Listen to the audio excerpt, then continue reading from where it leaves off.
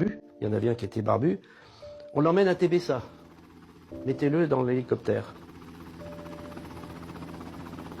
Et peu après, j'entends l'hélicoptère qui revient.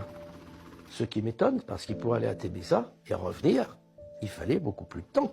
Et là, il y a des gars qui descendent de cet hélicoptère. C'était un groupe spécial qui allait de bataillon en bataillon pour faire le sale travail. Voilà, c'était ça.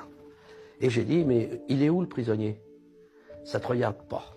Il y avait un caporal africain qui venait d'arriver et qu'on m'avait donné comme adjoint. Et lui me dit, ils l'ont balancé. Là, je ne voulais pas le croire. Non, pas nous, pas les Français. Mais comme j'ai demandé au capitaine, et l'autre, là, le jeune, qu'est-ce que vous en faites? Il n'y a rien à en faire. Demain, c'est la corvée de bois. Exécution sommaire. Et moi, je voulais pas qu'il meure, ce petit gars. 19 ans. Qu'est-ce qu'il avait fait? Il voulait que son pays soit libre? Je n'en pouvais plus. Je ne voulais plus rester avec une armée pareille. Bon, je me suis calmé. Je réfléchissais, il faut que je le fasse partir. Mais tout seul, avec une balle dans le talon, il ira pas loin. Il faut que je parte avec lui. Et partir, pour moi, c'était comme pousser un cri. Je ne savais pas ce qui allait m'arriver. Si le colonel allait me tuer ou me libérer. Noël m'a proposé 3 fois de partir avec lui. La première fois, j'ai dit non. La deuxième fois, j'ai dit non aussi. La troisième fois, j'ai dit d'accord. Il dit d'accord. Il avait terriblement peur. Il claquait des dents parce qu'il pensait que j'allais l'exécuter. Alors, c'est un peu fou, mais j'ai pris le fusil et j'ai chargé parce que j'avais pas mis de cartouche dedans. J'ai chargé et je lui ai tendu. Il avait donc un fusil armé contre moi. Et ça suffit. Il a compris. Il a compris. Il s'est levé et s'est mis à marcher avec moi en direction de la montagne. On a trouvé un corps écrasé, la tête complètement éclatée, le visage bouffé par les chacals.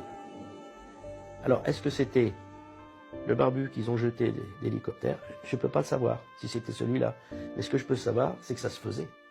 Car ce corps-là ne pouvait tomber que de l'hélicoptère. Il n'y avait pas de montagne à côté, il n'y avait pas de... Non, ni d'arbres, ni rien du tout. Il ne pouvait être jeté que d'hélicoptère. J'étais blessé aux 2 pieds. Noël a découpé la couverture pour me faire un pansement. Pendant 3 jours, il m'a soutenu. Et j'ai bien pu marcher le 4e jour. Grâce à la couverture. Parce que j'étais pieds nus. Je n'avais pas de souliers. Je dois la vie à Noël. J'ai été sauvé grâce à Dieu. Et à lui aussi. Il y avait beaucoup de gens qui parlaient. Ils attendaient que je me réveille. C'était la famille de Mohamed, dont sa mère, qui était venue là. Elle était tombée à genoux, ça me gênait, et elle n'arrêtait pas de m'embrasser les mains. Des harkis sont passés, commandés par 2 sous-officiers français. Ils ont compris qu'on était passé par là. Ils ont tué toute la famille, sauf un petit garçon qui, lui, était parti avec un petit âne pour nous apporter de l'eau. Et quand il est revenu d'en haut de la dune, il a vu le massacre de toute sa famille.